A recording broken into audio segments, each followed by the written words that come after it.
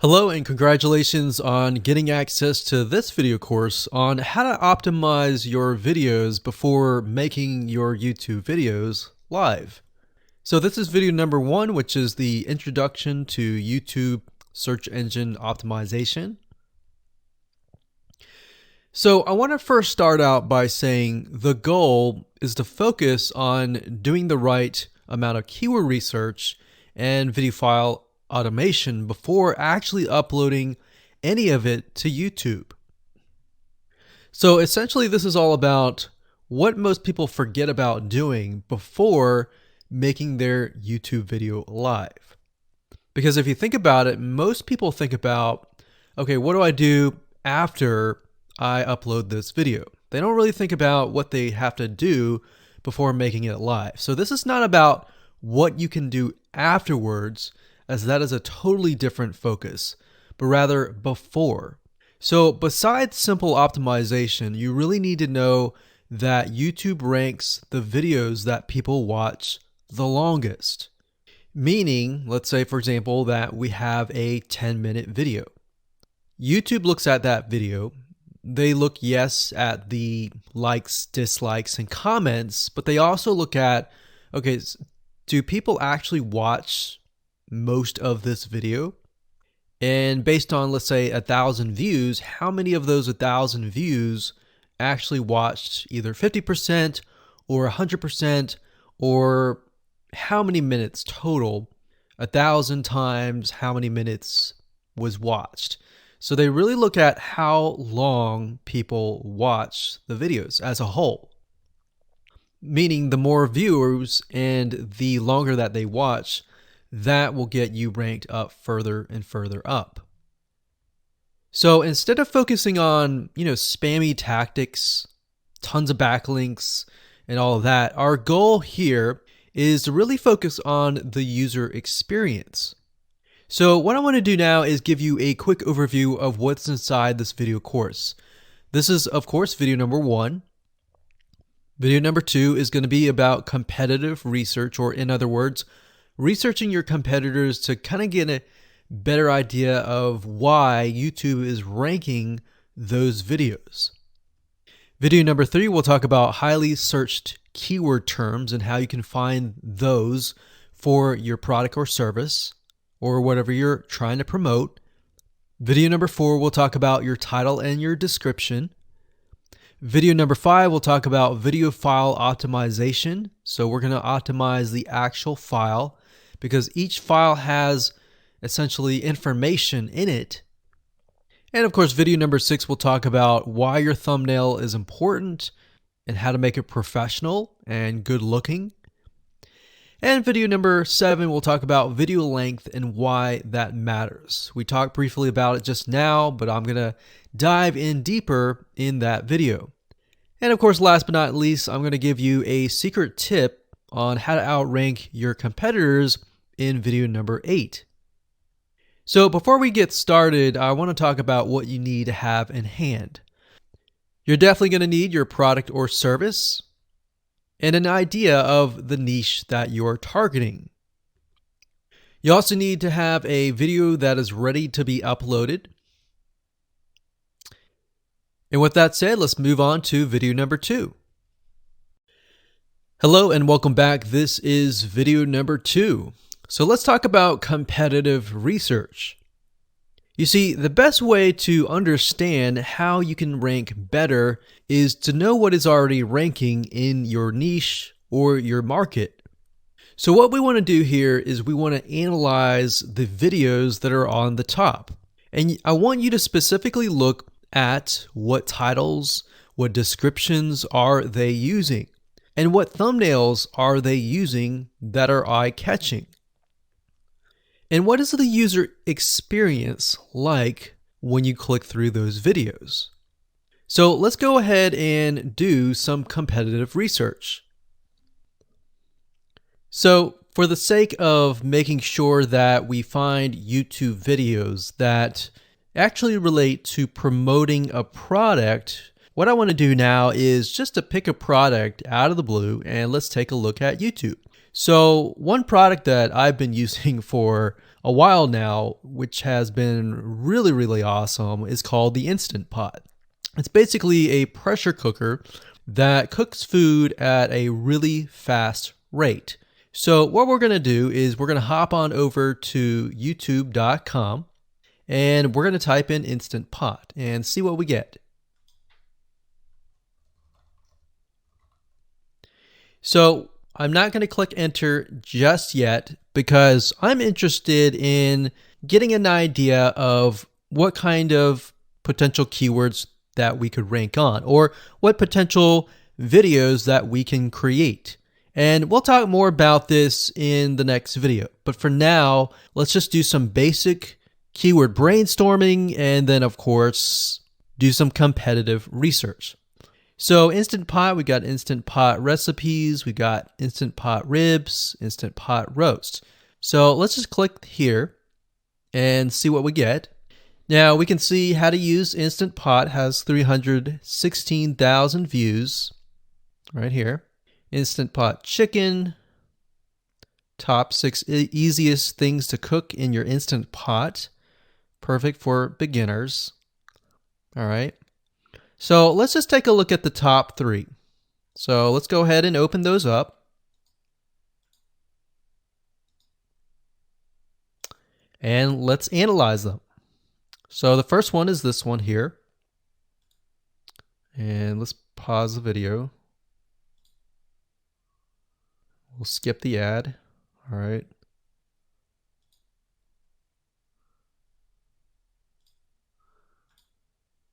Okay, so how to use the Instant Pot 101 for beginners. So if we think about the type of audience that the Instant Pot attracts, it attracts somebody who has a busy life, who may be a beginner at cooking and just wants a quick and easy meal done fast. So we can see that. So one thing that I like to do is I like to copy the titles to Notepad. Just kind of get an idea of what we're dealing with. So that's the title. Looks like she's promoting an Amazon affiliate link. We can see that here, Amazon.to. We've got Instant Pot hacks, Instant Pot yogurt, and all that. So what she's doing, it's very funny, but she may not realize she's doing this, but what she's using is a method called siloing. And she's basically telling YouTube, hey, not only do I have this video on Instant Pot, I've got Instant Pot hacks, yogurt, recipes, and other recipes. So let's just copy that in here. So that's video number 1. So we're going to rank it from video 1, video 2, and video 3. Let's scroll down a bit. We've got 373 comments. I will say when it comes to YouTube, they're looking for engagement. So comments is good, likes are good, even dislikes are good as well. Even though dislikes are bad from a human standpoint, it tells YouTube that there is engagement. All right. So sometimes we're going to be able to view, we can't do it here, but sometimes you'll actually be able to view more data. But for now, you can't hear. Now, we can actually dig deeper if we want to. So let's just take a look at Natural Brittany's YouTube channel. Because when you're doing competitive research on YouTube, it's not just that particular video. It's actually the whole YouTube channel as a whole, the authority that that channel holds. So she has 116,000 subscribers. Click on the videos. She has a good amount of videos that talk about anything, looks like from cooking, from budgeting, from grocery, a lot of very similar videos. So let's scroll down. And now let's go ahead and take a look at the second highest ranking video. So if we go back over to here, and this is the Instant Pot chicken, cook with me, meal planning, meal prepping, Sunday setup. So let's go here, take a look.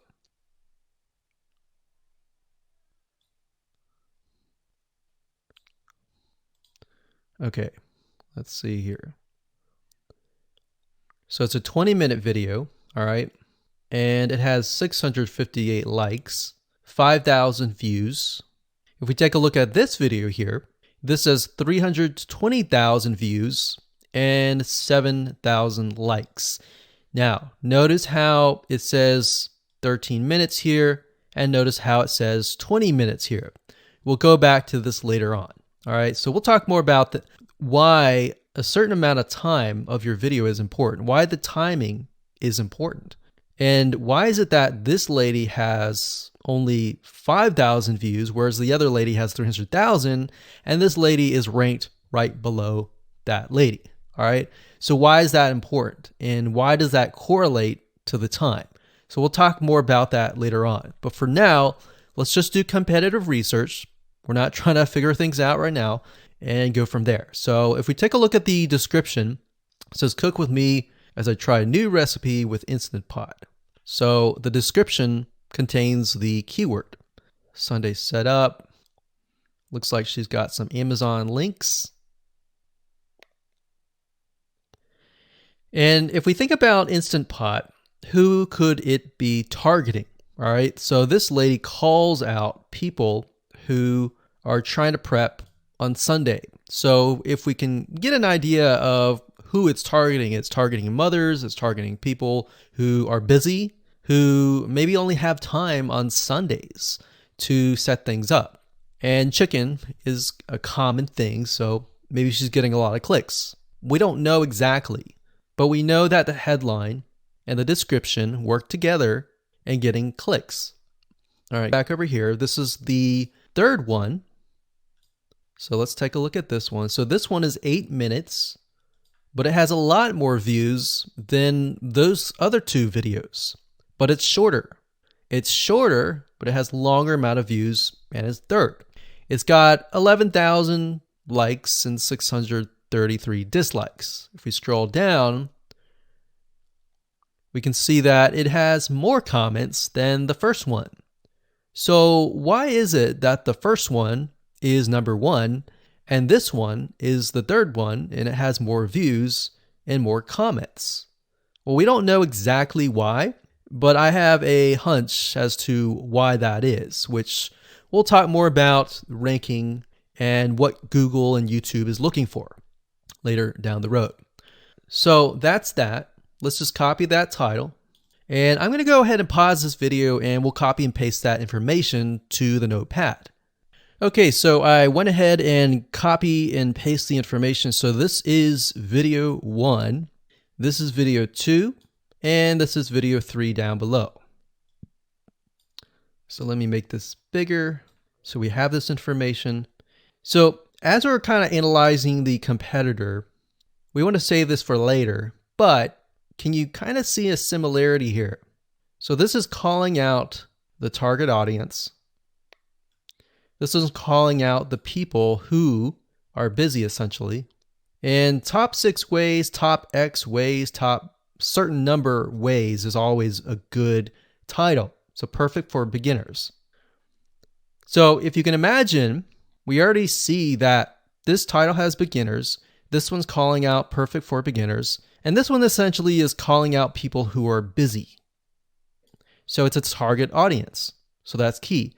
So having this in hand gives you a better idea on what potential titles and descriptions that you can have. Now, you can do some deeper dive competitive research using specific tools. And one specific tool is called Social Blade. So that's socialblade.com, as you can see here. And I like to use this to kind of get a better idea of the YouTube channel as a whole. Because what you're trying to figure out is, did this person rank because their channel as a whole has a lot of traffic? Or did this person rank simply because of the titles and the description? So there's many factors that come involved, but let's take a look at Naturally Brittany. So let's go ahead and copy this. And you basically want to come here and type in the username of the YouTube channel. So we'll go ahead and click this here. Okay, so we can see here that this is Naturally Brittany, 116,000 subscribers. She's got 19 million video views. So that kind of gives us an idea of how easy it is to break through. Is it easy? Is it going to take a little bit work or what? So let's just go ahead and open her up, and let's do the same thing with the other videos. So this one is marriage and motherhood. We got that here. So she has 7 million video views. So it's about half of what we saw earlier. And this one is called Six Sisters Stuff. And this one has about 9 million video views.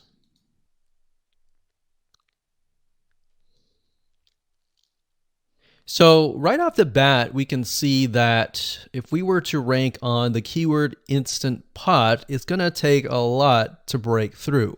But the way we can break through is by using essentially subcategories of that keyword. So Instant Pot recipes or Instant Pot chicken recipe, stuff like that. So we can see that each one of these has about 100 to 200,000 subscribers. So you're going to have to be competing against that. Now, obviously, if you have a good size YouTube channel, that will usually mean that you can break through fairly easily. But if you're just starting out, then breaking through on that keyword is going to be a little bit more difficult.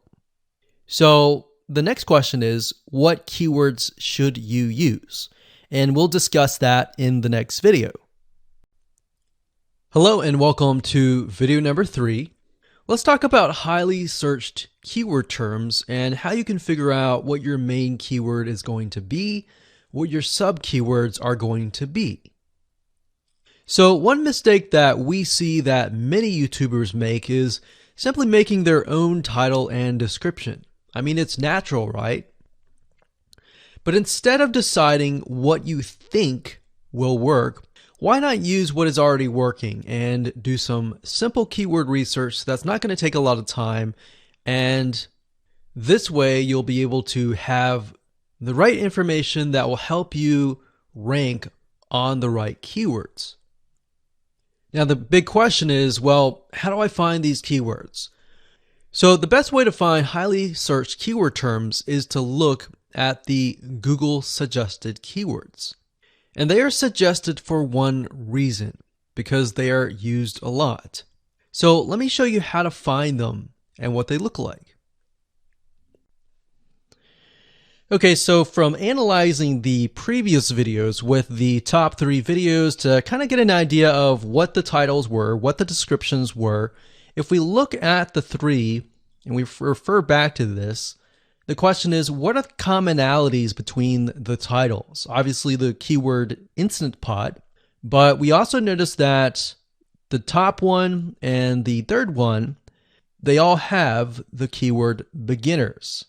So beginners in Instant Pot. Instant Pot for beginners, all right? So if we go back up here and we go to youtube.com and we type in Instant Pot, what do we get? So when you have a drop down like this is what we call the suggested keywords. And you'll see this in amazon.com, you'll see this in google.com and other major search engines. And what this is high demand and highly searched keyword terms. So in other words, if a lot of people are searching for these keywords, then they'll show up in the drop down menu. Right? So Instant Pot chicken happens to be a very highly searched term. And take a look at this. This one is related to Instant Pot chicken. So that means there's a lot of people searching for Instant Pot chicken. And that might be why this second video is ranked so high. Let's scroll down and take a look. So as we're scrolling down, I also want you to kind of keep an eye on the thumbnails, because the thumbnails are key. So we got top 6 easiest things to cook in your Instant Pot. And I'll say, as an Instant Pot user, I really didn't know what recipes were out there that would fit the Instant Pot. Because the Instant Pot, the way it cooks is it pressurizes the food, and you need a little bit of liquid inside it to pressurize. So what I was doing is I was looking for recipes that were specifically made for the Instant Pot. So a lot of these people that are coming here, they don't know. They're just looking for recipes. So the 30 Instant Pot recipes gives people an idea. Oh, okay, I've got 30 recipes that I can pick and choose from. So if you scroll down, it says Instant Pot Ultra. All right. So if we go back here, so Instant Pot Chicken is definitely a top one. Instant Pot Spaghetti, how to use an Instant Pot. Instant Pot Cheesecake, Yogurt, Pho, Beef Stew, Whole Chicken, Rice, and Instant Pot Pot Roast. So these are highly searched keywords. Now let's hop over to Google and see what we get. Do we get the same thing? Do we get something different? So if you go to Google and you type in the same thing, Instant Pot, we can see that we've got Instant Pot recipes, Instant Pot chicken. So notice that the chicken and the roast beef or the pot roast seem to appear both in Google and in YouTube. So whenever you see that, that's a good sign, because you got to understand people searching in YouTube are very different than people searching in Google. They don't show the exact same thing. But if they do, that gives you an idea that if you rank on that term, that you will be able to get traffic from Google and YouTube. Okay, so let's go back here. So Instant Pot Chicken. So let's just do a search and see what we get. So another place to find the Google suggested keyword terms is to scroll all the way down to the bottom. So there we go. So Instant Pot recipe. Now these are specifics, all right? These are searches related to Instant Pot. So people are looking to buy Instant Pot Amazon.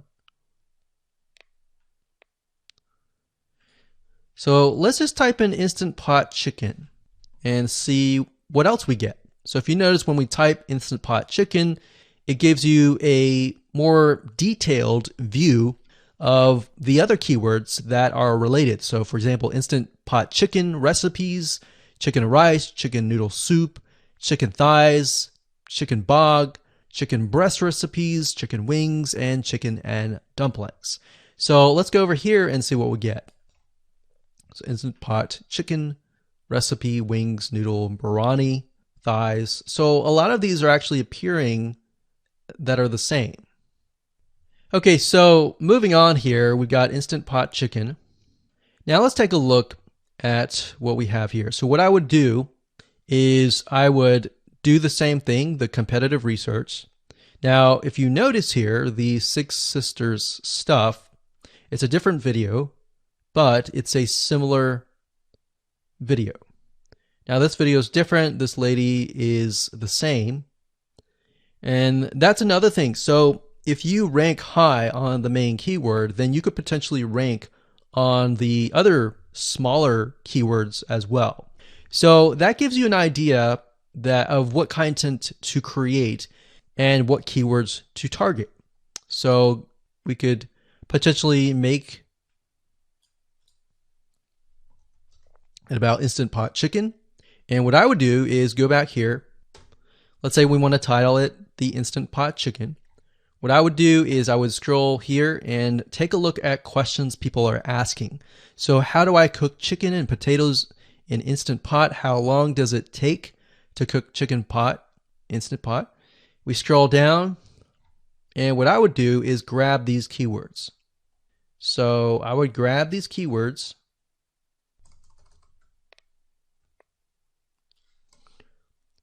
So what we want to do is we want to have a main keyword, and then we want to have sub keywords. So the main keyword here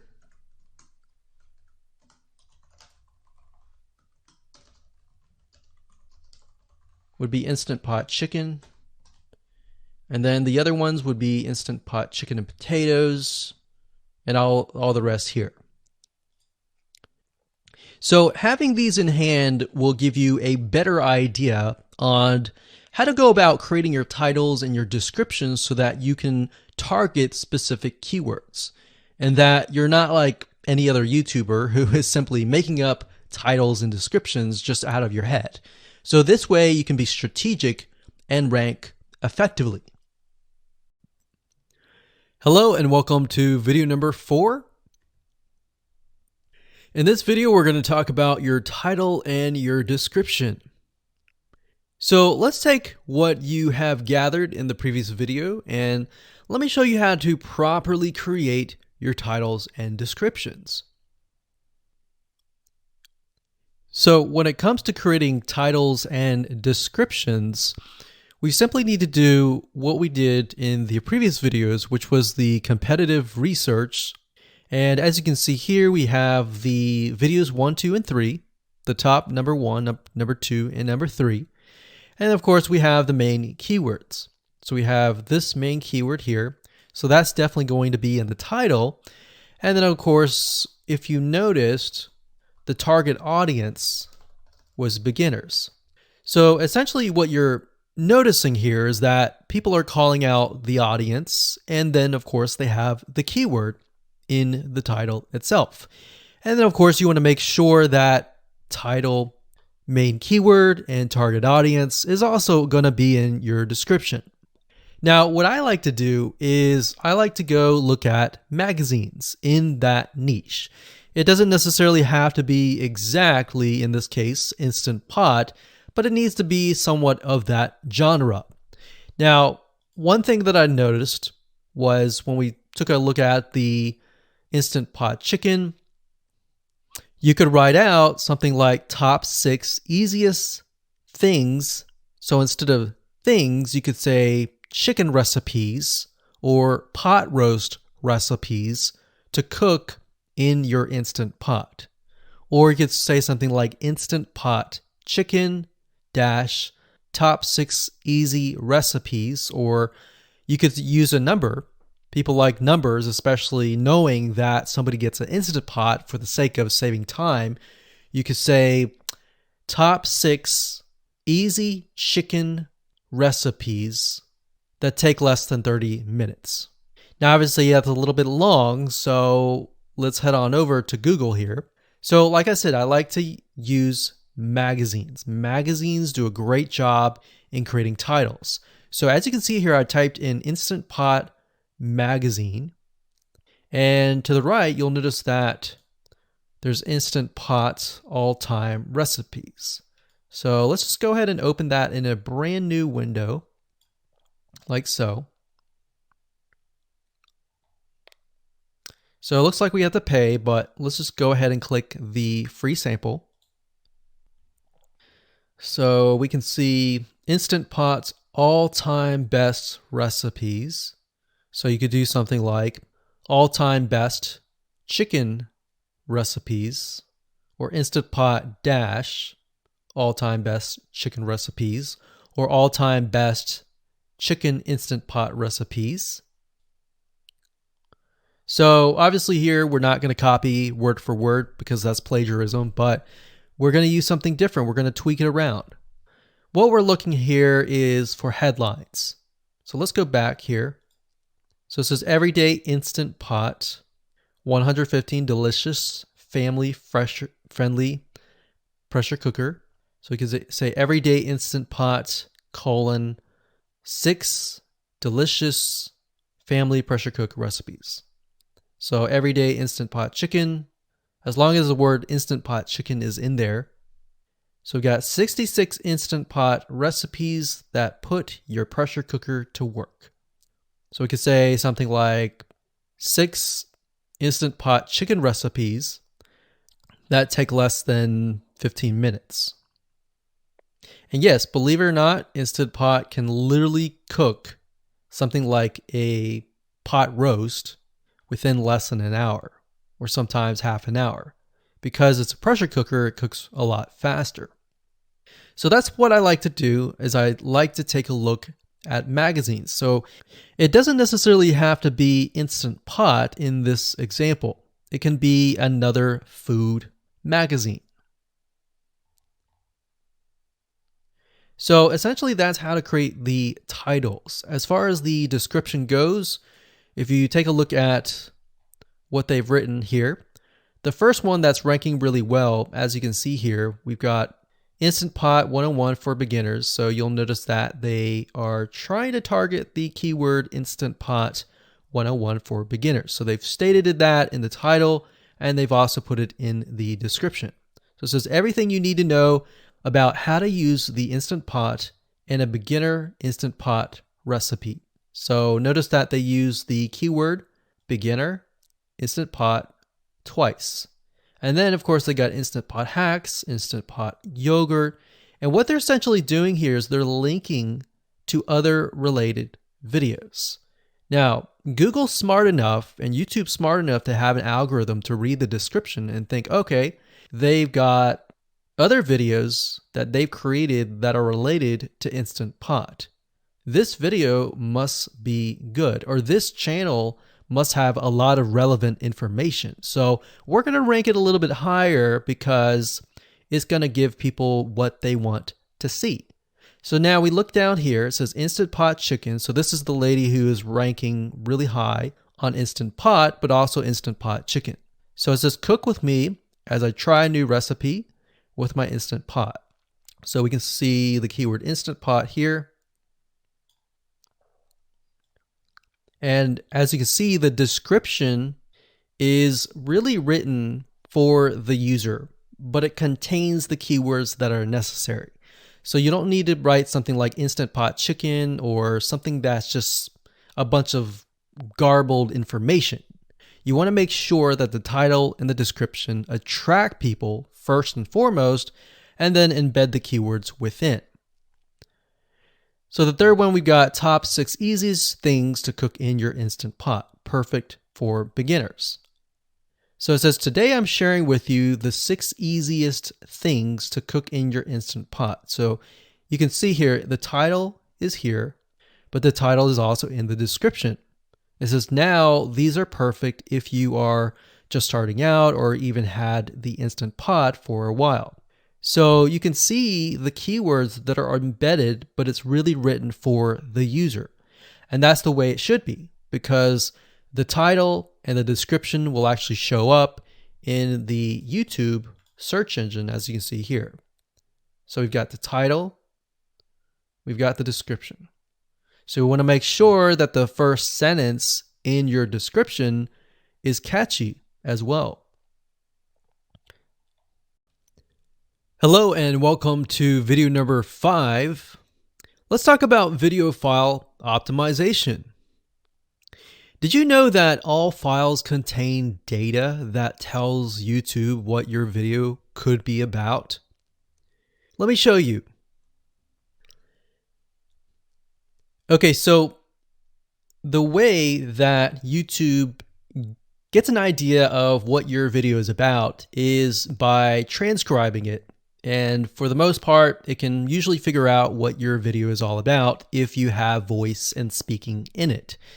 Now, you can go one step further by adding what we call video file metadata.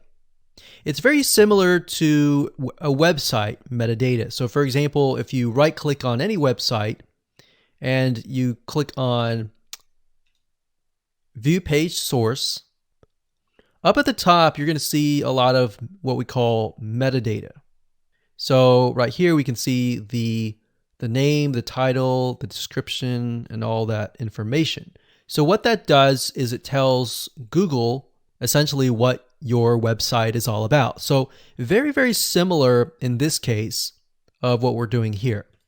So what we're doing here is we are taking the video file that you have created and embedding it with more information. So besides the title and description, YouTube will be able to read the metadata inside of your video. So it'll make a little bit more sense when I show it to you. Now, it's really hard to find software out there that allows you to embed metadata except for a few. So one of them is called Video Converter by Wondershare, and that is videoconverter.wondershare.com. That's videoconverter.wondershare.com. So if you go here and you go ahead and download up at the top, you will be able to embed metadata. In fact, we're going to be using that for this particular video. Now, there are other software out there like the Adobe Bridge software, which allows you to embed the metadata into your video. Now, the reason why I'm using Wondershare is because I feel like it's a lot easier to use. So if you go ahead and download this, we're going to open this here. And what I did was I clicked Add Files, and I chose the file.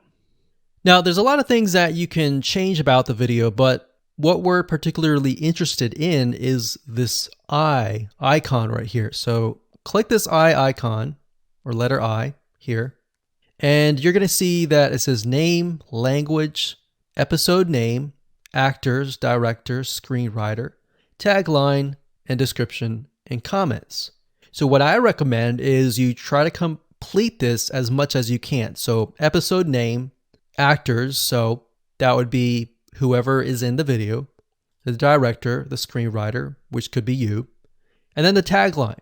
What I would do is the tagline be your title, and then the description be your description. So whatever you're going to upload to YouTube, put this as a title and put this as a description. And then for comments, I would put something like keywords. And all you have to do is click save, convert it, and done.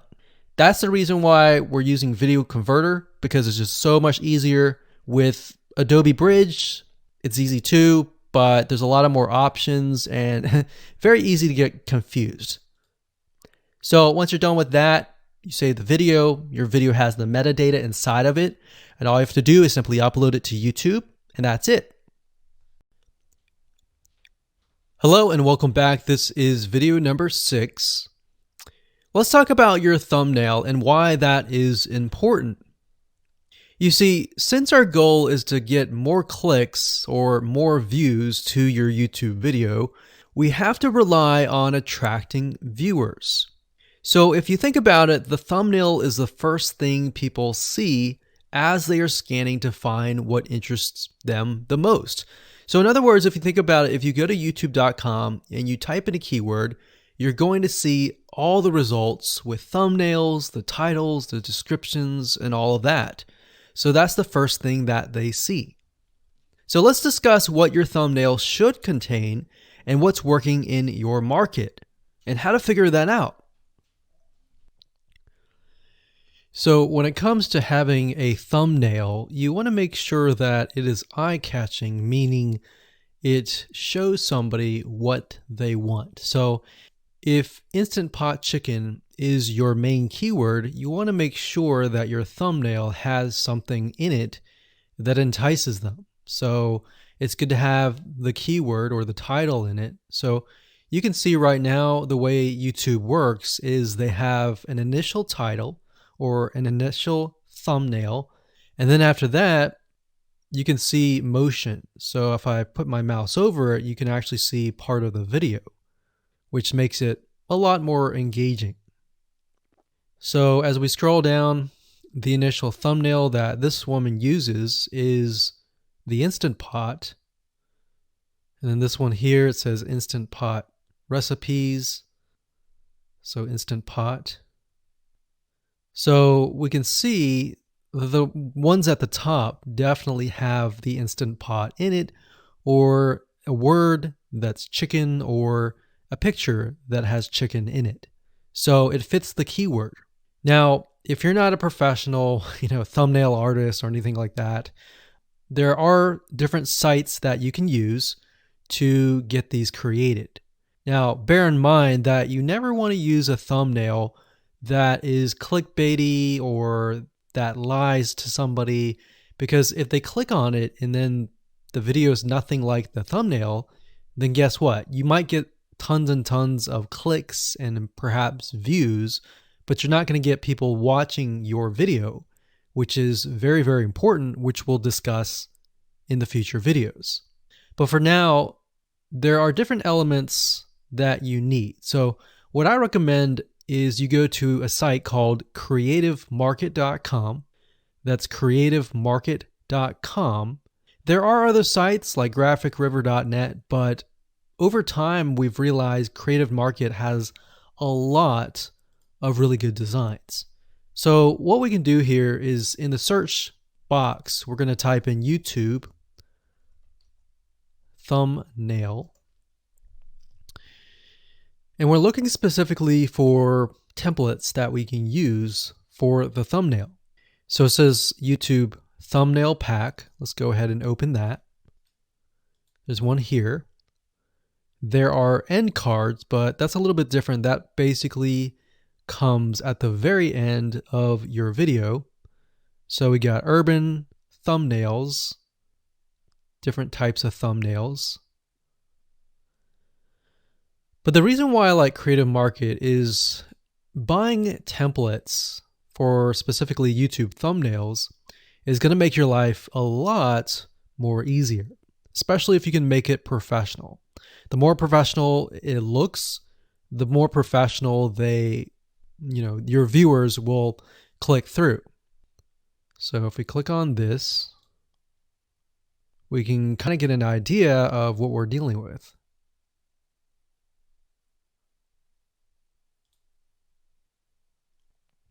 And here's more thumbnails here as well. Now, over time, we've realized with YouTube thumbnails, more and more designs are becoming minimalistic, meaning it's not too fancy, but it's got just enough information to tell the person what it is all about. So it could have text, it could have pictures, but you really need to know what your YouTube video is about before you can create your thumbnail. In fact, I recommend that you create your YouTube video first and then you create your thumbnail so that you can make sure that you attract the right person. Now, what we found a little bit of a technique is to create a thumbnail that is related to essentially the end, meaning if you're creating an Instant Pot chicken recipe, you might want to show the chicken already cooked. So essentially what people get if they click through. So that way people think, oh, okay, this looks really nice. I'm going to click through. And they're more likely to actually watch all the way through to the end. And that's what we want. We want people not to just click through, but to watch all the way till the end. And that's actually going to help us with the ranking. Hello and welcome to video number 7. Let's talk about video length in more depth. So the big question is, how long should your video be? While yes, most folks have said that your video should be short due to attention span, and that's something that we've talked about in the past, and that definitely worked in the past, and that still is true that people's attention span are short. But today, in terms of YouTube, your video length should be longer, and here's why. Did you know that YouTube ranks your video based on how many minutes your viewer watches? We talked briefly about this in video number 1, but I want to talk about why that is the case. Statistically speaking, most people that we have found, based on statistics that we have seen in YouTube, most people watch about 50% of a video. Even the people that are interested in a video, they watch 50% of a video. So if that, in this case, is a 5-minute video, an average viewer is only going to watch about 2.5 minutes. Now, here's why that is important. If you're competing against someone who has a 30-minute video and their viewers watch 15 minutes, which is about 50%, well, guess what? Even if they can have less viewers than you, they're going to beat you because they have a longer video. So if you got the 2.5, they've got the 15 minutes, they can send less people and still beat you. And YouTube will favor them in the end. Now that, of course, is assuming that the views are legitimate and people are actually watching. And that's why user experience is so important. So to give you some real life practical application, let's hop on over to YouTube and I'm going to show you proof that this works. Okay, so let's take what we learned and what we just discussed and apply it to some real life practical application. So if we head on back over to youtube.com, we type in the keyword Instant Pot recipes, we can see this one, and this one. So let's go ahead and open these up. So we got this one, and this one. So that's 1, 2, and 3. The first one has about roughly 8 minutes or 9 minutes. We'll say 9 minutes. The second one has about 27 minutes. And the third one has about 20 minutes. Okay. So essentially the second and third have about double the amount of time. So like we talked about, most people watch about 50% or less, and then they quit. That's the average, right? So if that's the case, this person here, even though they have more views, see that? 800,000 views, even though they have more views, they're competing with somebody with a 30-minute video. Essentially, it's 27 or 28, but close to 30. So if we round that, we'll just say this is 10, this is 30, and this is 20. All right, so let's keep it at even numbers. So if that's the case, there's 4 minutes here, 15 minutes here, and 10 minutes here. So this means that the person with the less amount of minutes, they're going to need a lot more views and a lot more people watching it. So in total, if this person has, obviously this person's number one, but what I'm saying here is because YouTube looks at how many minutes are watched, if this person had 800,000 views and this person had only half of that amount, but had more than double this amount, this person right here would most likely rank higher. So see that? Only 100,000 views, 15 minutes. This one here, 20 minutes, only 6,000 views. So you might ask, well, shouldn't this be maybe number one? Not necessarily. If we really look at it, so we've got 800 times 4 minutes, and that's not going to be exact. I mean, we could even take 500. And this is definitely going to be number one. And this is definitely going to be number two based on the information. But this person, because they have a long enough video, even though they have less amount of views, they're still able to rank pretty high. So this is based on one of our YouTube channels, which has over 9 million of minutes watched. And based on that, that's what we've seen.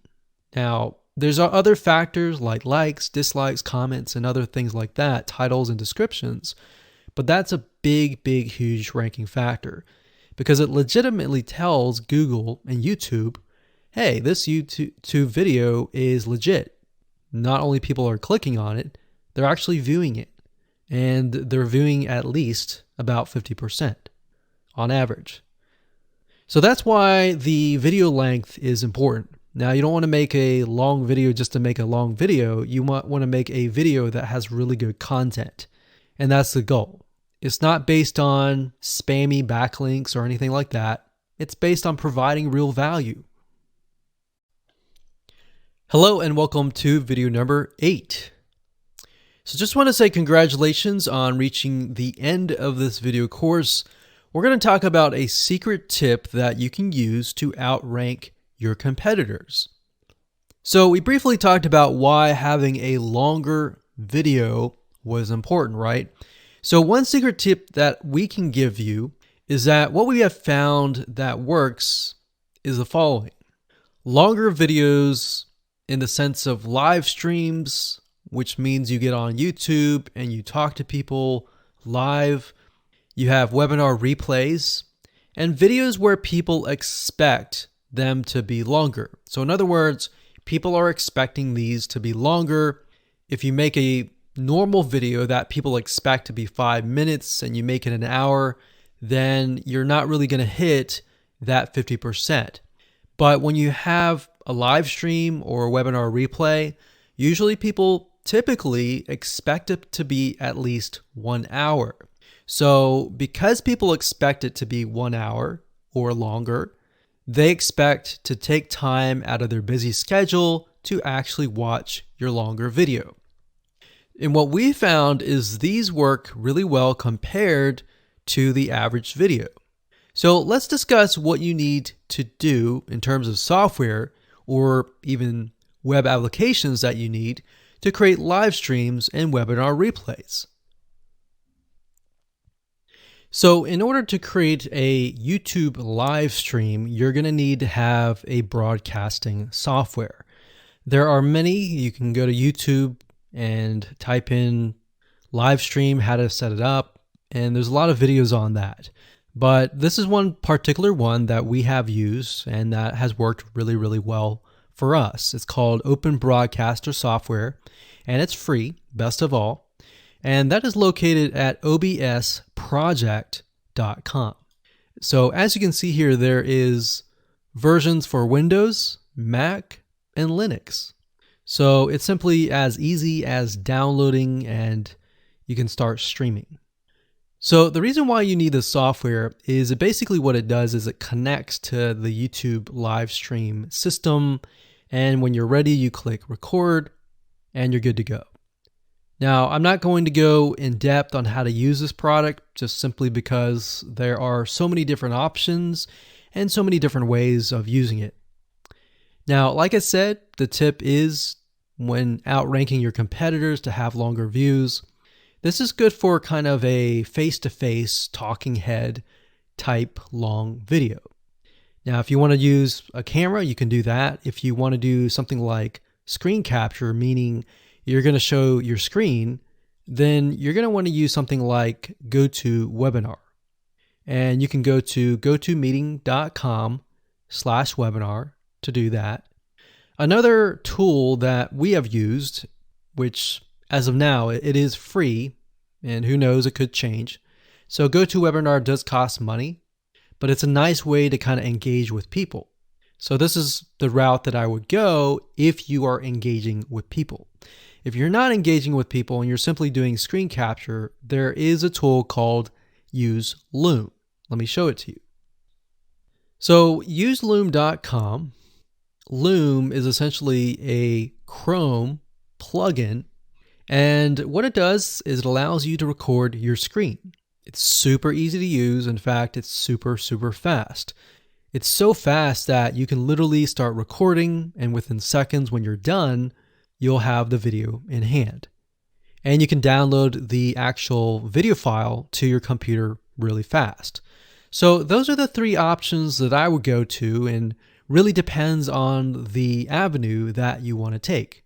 So like I said, create a longer video, but just don't create any content. Make sure that the content is valuable, because you want to make sure that people watch all the way through. Or if not, watch at least 50%.